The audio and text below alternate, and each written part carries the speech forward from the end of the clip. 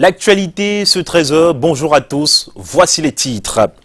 Le trou d'air qui menace de faire cracher l'étoile du Cameroun. Cameco vole en zone de turbulence depuis un moment. L'entreprise sous oxygène depuis des années peine à se stabiliser malgré les efforts de l'administration et l'assistance de l'État. Des embellies à noter tout de même, le nombre de passagers nettement en hausse en 2018.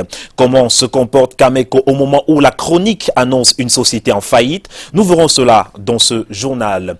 Plus que quelques heures et les femmes seront à l'honneur le 8 mars prochain. Depuis plusieurs jours, elle multiplie des activités en prélude à ce grand moment. Nous irons à Loum vivre le lancement des activités du 8 mars avec les femmes de là-bas. Et nous irons également à Fumban partager une série d'activités avec les femmes de ce côté-là. Et à l'étranger, la RDC dans la tourmente, le pays affronte tant bien que mal l'épidémie Ebola qui depuis 1976 a déjà touché 9 fois la République démocratique du Congo. Une famille en quelques semaines vient de perdre 10 de ses membres. Voilà pour la une du journal.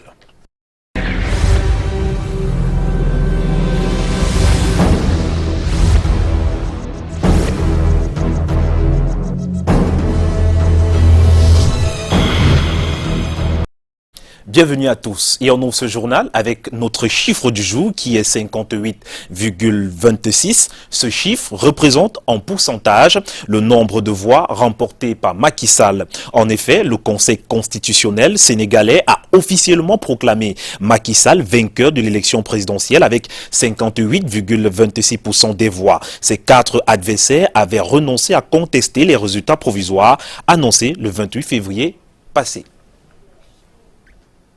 Et nous en parlons en titre, la compagnie aérienne camerounaise sous oxygène depuis plusieurs années montre des signes d'un affaiblissement général, des signes qui ne découragent pourtant pas son staff managérial.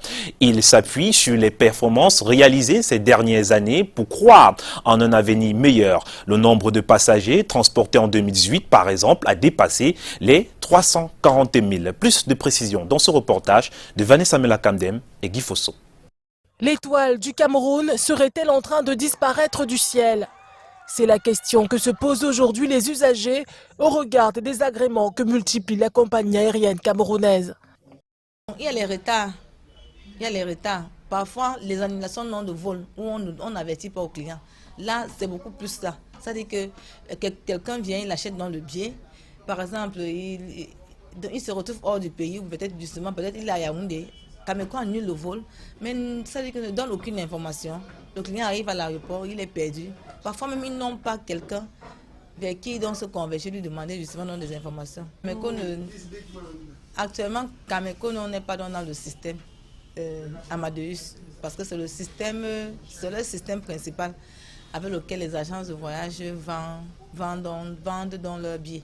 Actuellement, ils ne sont pas dans le système. Et quand ils sont dans le système comme ça voudrait dire que Amadeus les a suspendus, puisqu'ils n'ont pas payé des frais. À la direction générale de Cameco, on justifie cette situation par le manque de ressources financières. 4 des 6 avions dont dispose la compagnie sont en panne et les frais de réparation s'évaluent en dizaines de milliards de francs CFA. De plus, les subventions accordées par l'État baissent au fil des années. 4 milliards de francs CFA en 2018, alors que 30 milliards avaient été débloqués dans la période allant de 2011 à 2014. Le plan de relance est déjà achevé dans sa première phase, mais les résultats sont trop faibles pour autonomiser la Cameco. Vous n'avez pas beaucoup de pilotes, ou bien sur un programme tel que le MA60, vous avez 2 commandants de bord. Alors, qu'est-ce que vous devez faire? Vous devez trouver des solutions. Si ce monsieur a déjà fait plusieurs secteurs, et qu'il se retrouve dans une situation de fatigue, les limites réglementaires, nous sommes obligés de mettre ces vols au sol. On ne prend pas de risques et nous n'allons pas au-delà de la réglementation. Donc le projet est complexe, je l'ai toujours dit depuis que je suis arrivé. Les Camerounais, nous devons être patients et voir quelles sont les tendances positives sur lesquelles nous pouvons nous accrocher. Avec 343 000 passagers transportés, et plus de 26 milliards de chiffre d'affaires réalisés en 2018, la Cameco reste optimiste quant à son avenir et aux opportunités qui peuvent s'offrir à elle.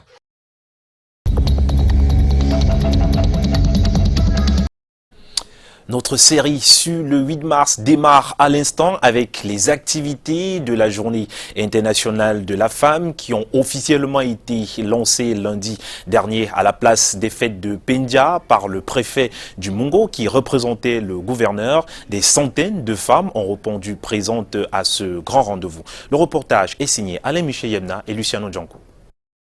De Dibombari à Melon, en passant par Pendia et Kongsamba, les femmes sont parties de tout le département du Mungo et des environs pour assister à la cérémonie de lancement officiel des activités marquant la 34e édition de la Journée internationale de la femme. Le préfet du Mungo, Irénée Galimgong, a représenté le gouverneur de la région pour cette cérémonie.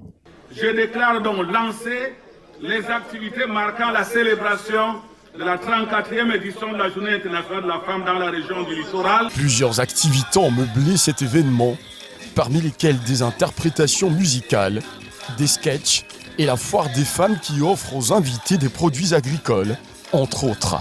Nous avons animé le stand de foire gastronomie. Pour ce faire, nous avons eu la participation des femmes de tous les arrondissements que compte notre département, particulièrement pour l'arrondissement de Ndjopé. Il n'est pas question pour le littoral de suivre le mot d'ordre de boycott. Nous pensons que c'est de 20 mots. Quelle est la motivation pour que les femmes ne puissent pas célébrer celles qui, depuis le temps, ont lutté pour la liberté des femmes, pour la promotion de leurs droits. Et pour cette édition, c'est le Mungo qui a été choisi. Et vous savez que Pendia, c'est une zone, c'est le grenier. C'est le grenier du département du Mungo. Cet ensemble d'activités constitue un prélude à la Journée internationale de la femme proprement dite, qui sera célébrée vendredi prochain sous le thème « Penser équitablement, bâtir intelligemment, innover pour le changement ». Et on reste avec vous, Alain Michel Yemna. Pendant ce temps, à Fumban, dans l'Onoun, les femmes ont organisé plusieurs activités liées à la semaine du 8 mars, venues des quatre coins de la ville. Elles ont mené avec joie des activités qui nécessitent d'ailleurs d'être encouragées. Une fois de plus, Alain Michel Yemna et Johan Ondine.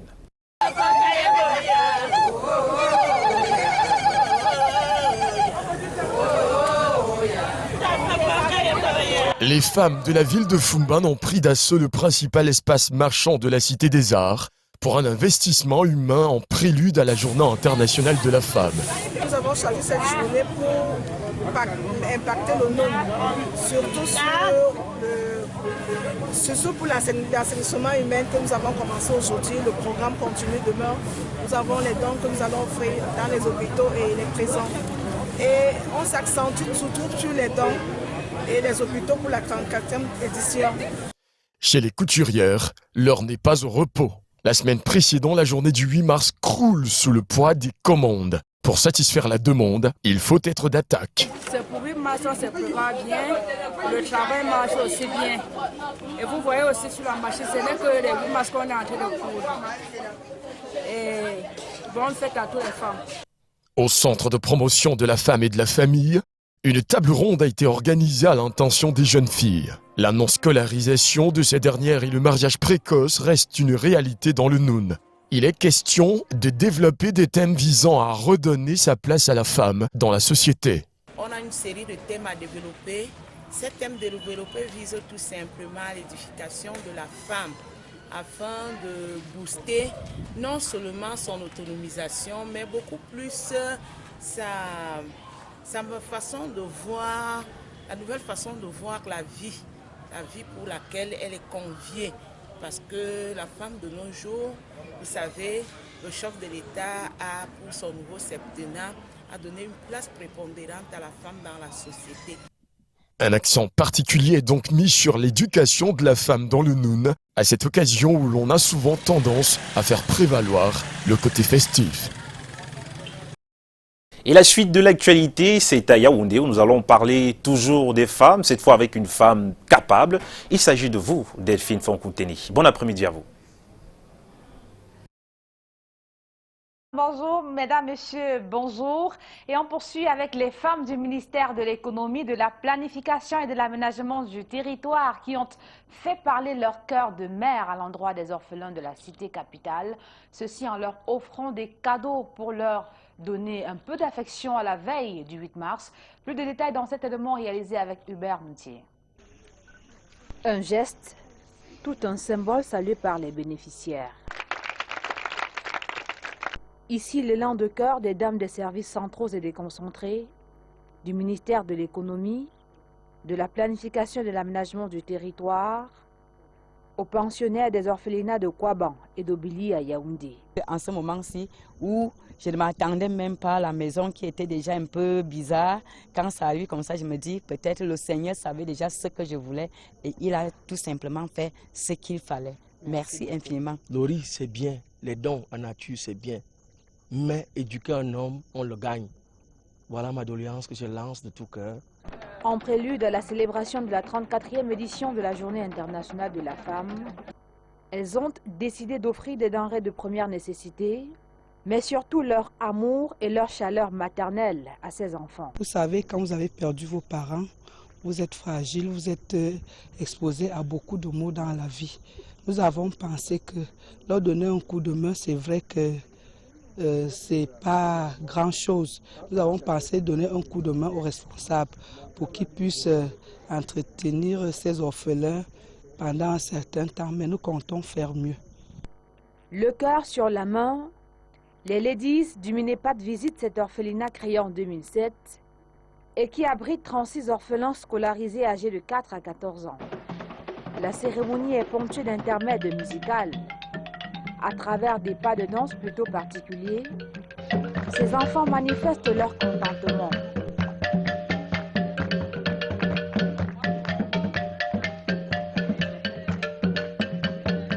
Les dames du ministère de l'économie, de la planification et de l'aménagement du territoire s'invitent sur la scène afin de communier avec leurs enfants.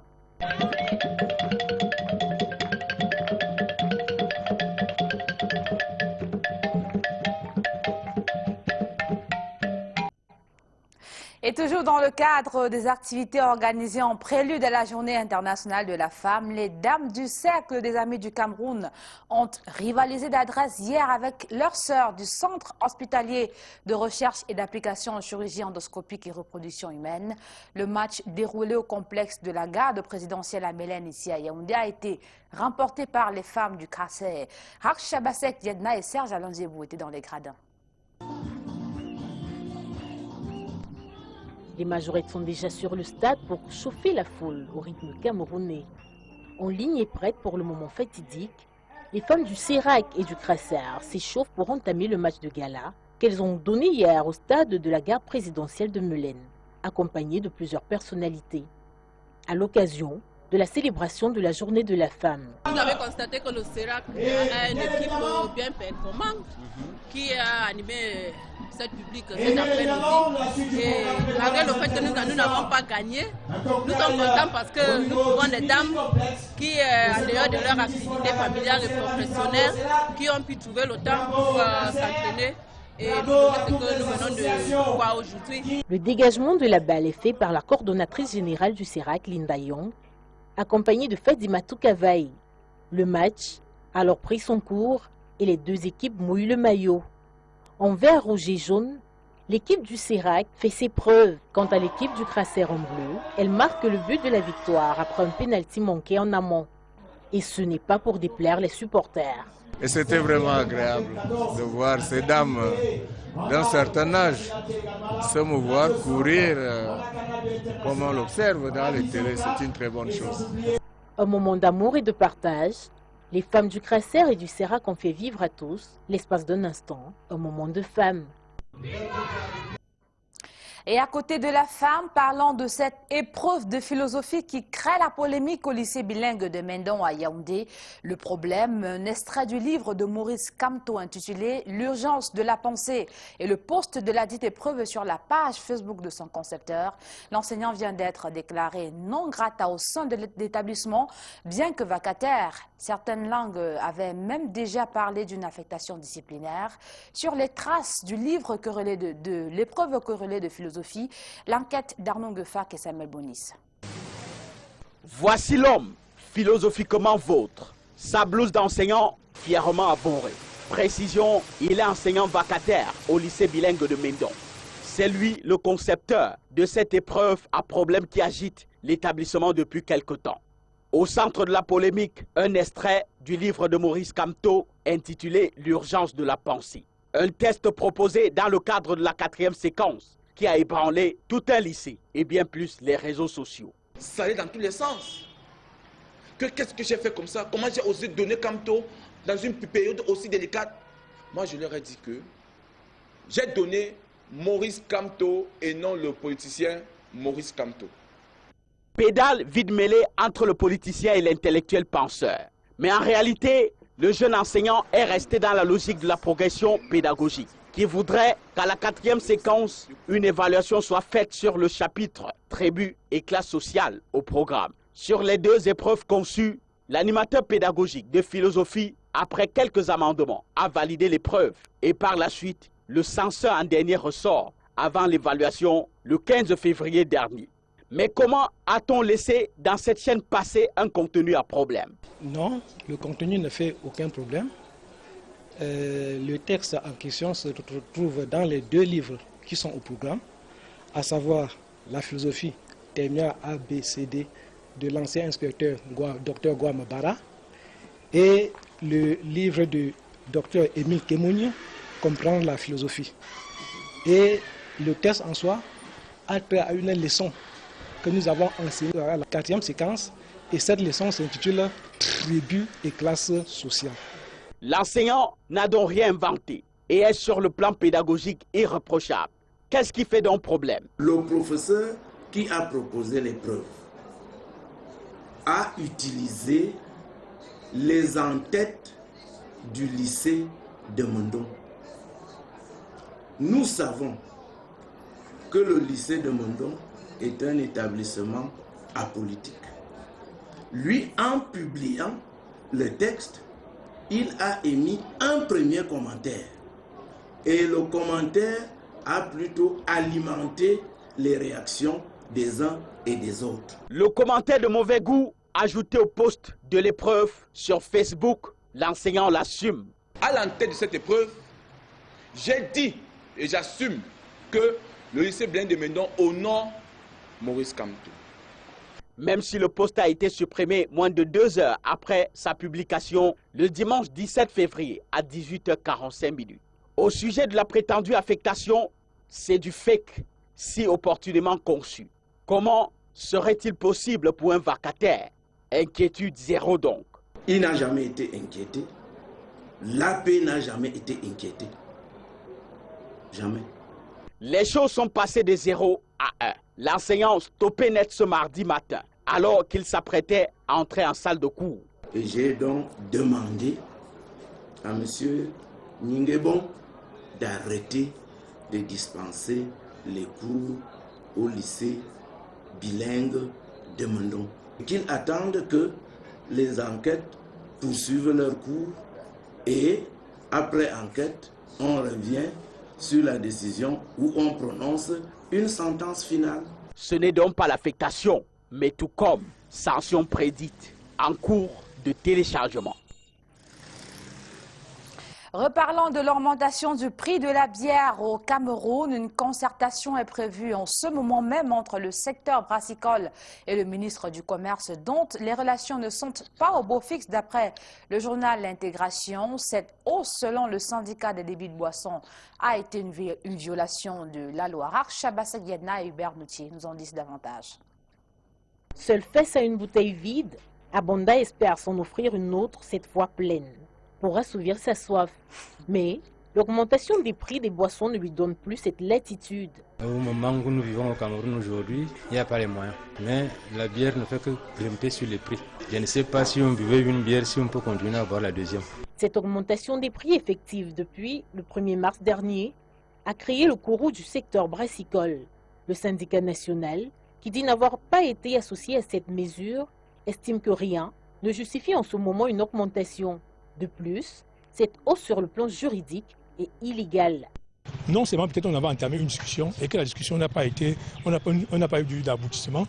On s'était donné le temps, n'est-ce pas, de continuer peut-être à discuter, de concerter, ce qui n'a pas été fait. Et de deux, sur le plan légal, pour augmenter peut-être les prix, on dépose d'abord la grille tarifaire. 15 jours avant l'entrée en vigueur, n'est-ce pas, de ces prix. En l'espèce, qu'est-ce qui s'est passé? Le 28, on nous dit qu'il y a augmentation des prix le lendemain, c'est-à-dire le 1er mars. Ça, c'est une fragrance peut-être qui est, je ne sais pas, qui est même maladroite. Le journal Intégration, paru il y a quelques jours, annonçait encore que le secteur brassicole et le ministre du Commerce n'entretiennent pas des relations harmonieuses. Luc Magloire Marga Tangana répond à ce jour à l'occasion d'une concertation avec le secteur métallurgique. C'est une notion relative. L'harmonie se débat et l'harmonie finit par se retrouver. Donc le monde est comme ça, il est ondoyant, il est divers. Le monde est une construction permanente. Donc on a intérêt, il n'y a pas de, comme j'aime appeler, il n'y a pas de guerre de tranchées entre le secteur de l'industrie et le secteur public. Nous sommes des partenaires, donc nous devons travailler dans la loyauté, dans la transparence. Pour clarifier cette situation, toutes les parties seront présentes à la concertation prévue demain au ministère du Commerce. En religion, instaurer l'esprit d'amour et de vivre ensemble au sein de la paroisse sanctuaire Marie Médiatrice d'Etoudi à Yaoundé, objectif de la messe pour la paix qui vient d'être célébrée dans cette communauté. L'initiative de l'archevêque métropolitain de Yaoundé a connu un succès retentissant. Voyons cela avec Jean-Paul Kébeng et Bertrand Tassé. C'est dans l'esprit divin et la gloire de Dieu que s'est déroulée au sanctuaire Marie Médiatrice d'Etoudi la messe pour la paix instaurée par l'archevêque chaque premier samedi du mois. Moment de prédication et de prière pour une bonne communion. Il nous a recommandé de multiplier les prières en faveur de la paix au Cameroun. À chaque fois où un Camerounais meurt à l'issue à cause des conflits, c'est une interpellation vivante, importante, de prier pour la paix. Louanges et adorations sont du rendez-vous. Ces prières sont également des actes de solidarité à l'endroit de toutes les victimes de la crise anglophone qui connaissent des maux de part et d'autre. Mettre un terme au message de division, séparation et de guerre, mais plutôt prôner pour l'unité et le vivre ensemble. Monseigneur Jean Barga, archevêque métropolitain, nous a instruit à nos recteurs et à moi, recteur de ce sanctuaire, de prier sans cesse pour non seulement la ville de Yaoundé, le siège des institutions politiques et diplomatiques, mais surtout de prier pour tous les Camerounais qui sont dans le monde entier, afin que souffle dans leur cœur l'esprit de paix. Non seulement chaque vendredi nous prions, mais chaque premier samedi du mois, les pèlerins se retrouvent pour prier et confier au Seigneur les besoins de notre nation. L'appui spirituel à tous les artisans de paix n'est pas un reste, car l'idéologie majeure mise en avant est l'amour et la paix pour une nation prospère.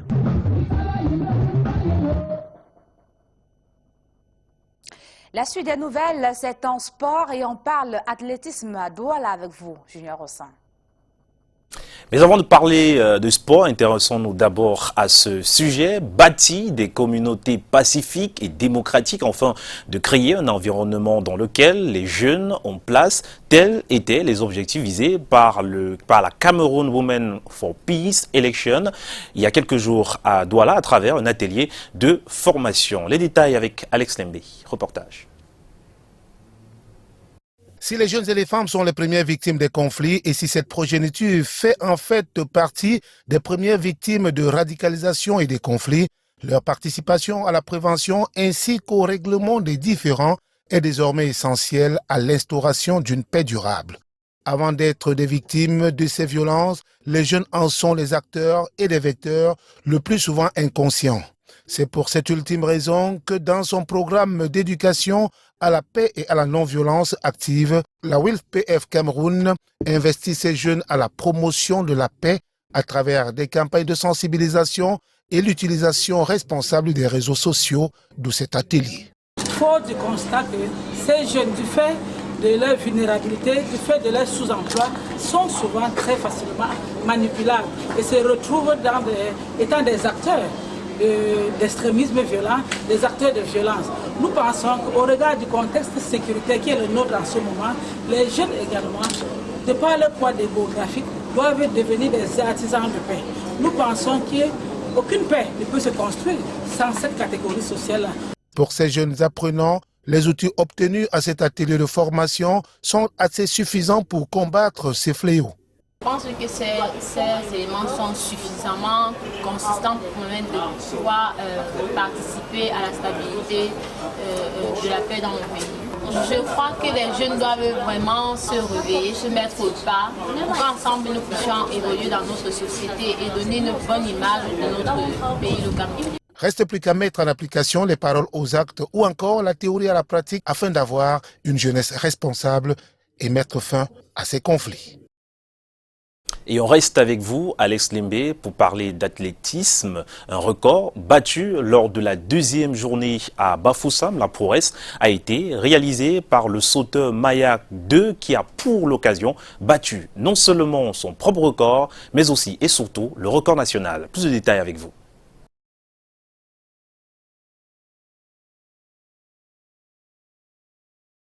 Le deuxième meeting d'athlétisme restera mémorable pour les responsables de la Fédération camerounaise d'athlétisme et pour cause, un record national a été battu au saut en longueur. Une prouesse réalisée par Mayak de l'écurie INGS de Yaoundé qui après quelques essais va réaliser un bond de 8 mètres pendant que sa coéquipière Pauline Ngompu réalisait un bond de 5 mètres, naturellement à la grande satisfaction de leur entraîneur. Je n'ai qu'à féliciter son coach Chaga, et ce jeune homme qui est en nette croissance. Vous voyez, c'est une grande première qu'on réalise 8 mètres au Cameroun.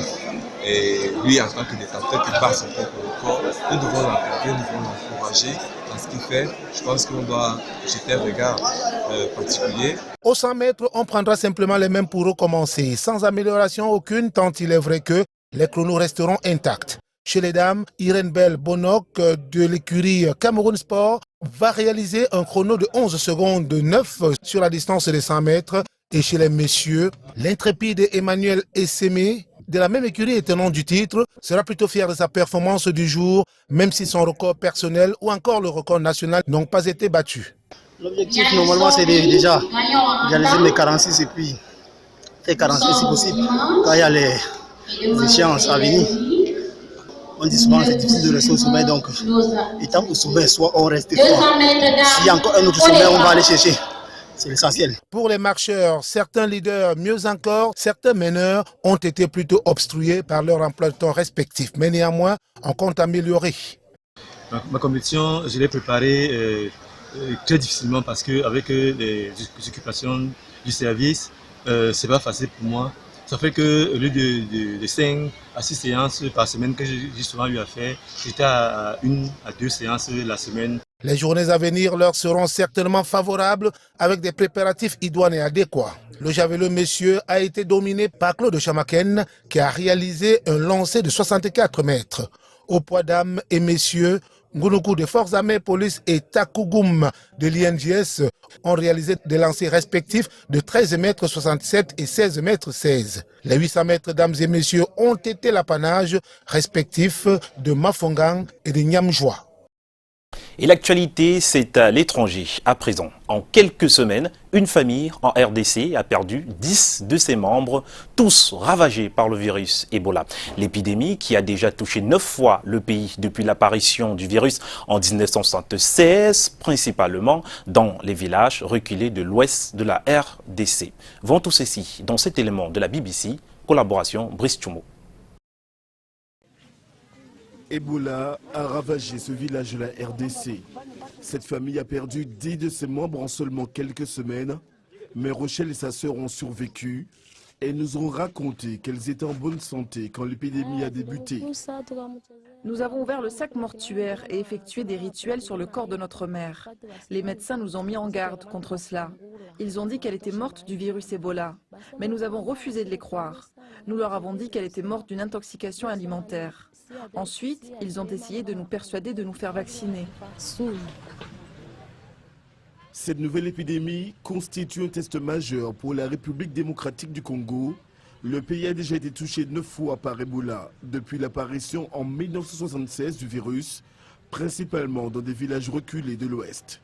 Il avait pu être facilement contenu. Dans un pays aussi grand que l'Europe occidentale, Mais dotés d'infrastructures médiocres, peu de personnes connaissent le virus Ebola dans l'Est. C'est pour cela que des centres de traitement contre Ebola ont ouvert leurs portes dans des anciennes cliniques gérées par des praticiens tradis modernes.